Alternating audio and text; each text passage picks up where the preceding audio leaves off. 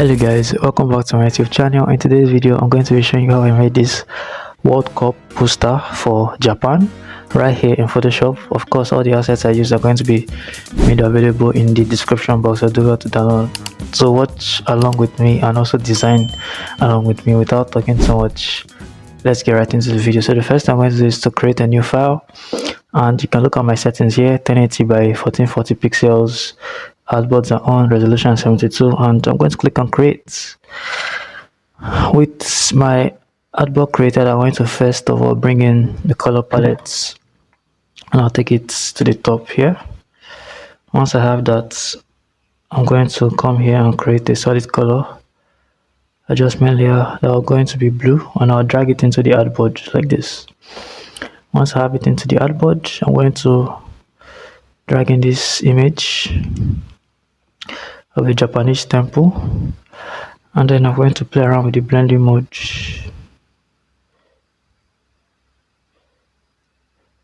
Let's see what blending mode will make sense. Let's try pin lights. Okay, maybe I'll just use pin light. 22% fill. Next thing I'll bring in is this guy. Okay, Takekubo. Some of you should know who he is. Alright, so I'm going to adjust this image like this, something like this. Alright, then I'm going to select the object selection tool, and then I'm going to draw a rectangle around his shirt because I'm trying to select his shirt, and it's going to load. Okay, so you can see a selection of his shirt has been made. Now I'm going to modify that selection further. I want to remove his hand here, so using my lasso tool, making sure that he's on intersect, so he's on remove.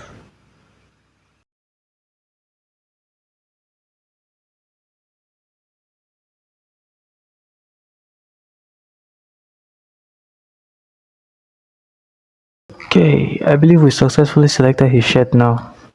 So I'm going to press Ctrl J, duplicate it, then I'll come here, select use saturation adjustment layer, clip it to him, and then take saturation to 0. So you can see what we have. His shirt is still bright. Okay,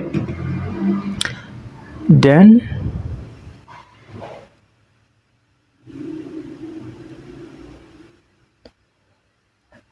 right, his shirt is still bright. Then in addition to that, as his back, we're going to bring in the World Cup logo. We're going to place it behind him like this. I think it's pretty okay. I think it's pretty okay like this. I'll select him, press Ctrl T. Now I'm going to leave him exactly the way he was. Right, so we have his image, we have the World Cup logo behind him. Next thing I'll do is I'll go behind and I'll bring in this shape. I actually created this shape with the pen tool, and if you don't know how to use the pen tool, I have a video on it, so you can just click it and go and watch. So I'll press Ctrl J to duplicate it, press Ctrl T, flip it backwards, and like this, so you can see what we have. Then I'm going to bring the image of a katana.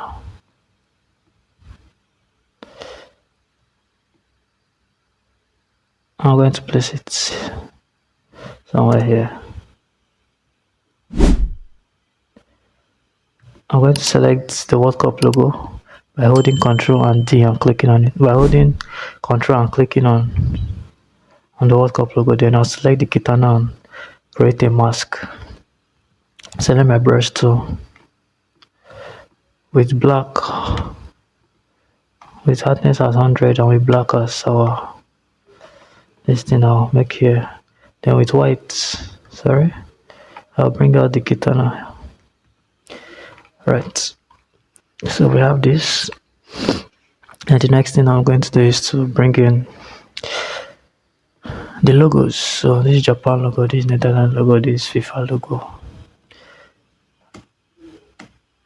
I'll bring in all three, press Ctrl T, I'll reduce all them, reduce them like this. I'll take the World Cup logo down here, and I'll take Japan here to the right hand side. Okay, you can choose to make them smaller if you want. Then I'll select my text tool, I'll type Japan versus Netherlands, 8 p.m. West African time. So I'll make the size something like 60. I'll make the line spacing like 54. And I'll make sure the text is aligned to the two logos.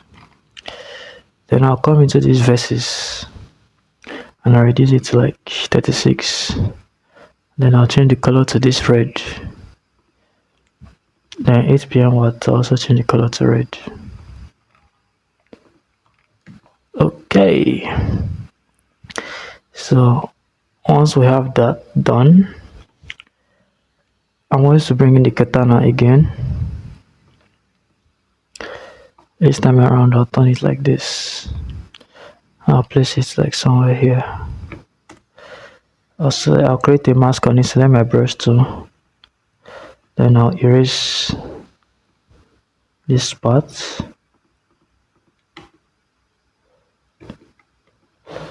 Sorry about that, my mouse is acting up. Alright, so once that is erased, then I'll go to filter, I'll go to blur, go to Gaussian blur. I'll give it a blur of 3. Once that is done, I'll select the topmost layer, press Ctrl Shift Alt E to create a snapshot of all the layer. I'll right click on it and convert it to smart object. And then I'll now go to filter, go to blur, go to camera raw filter.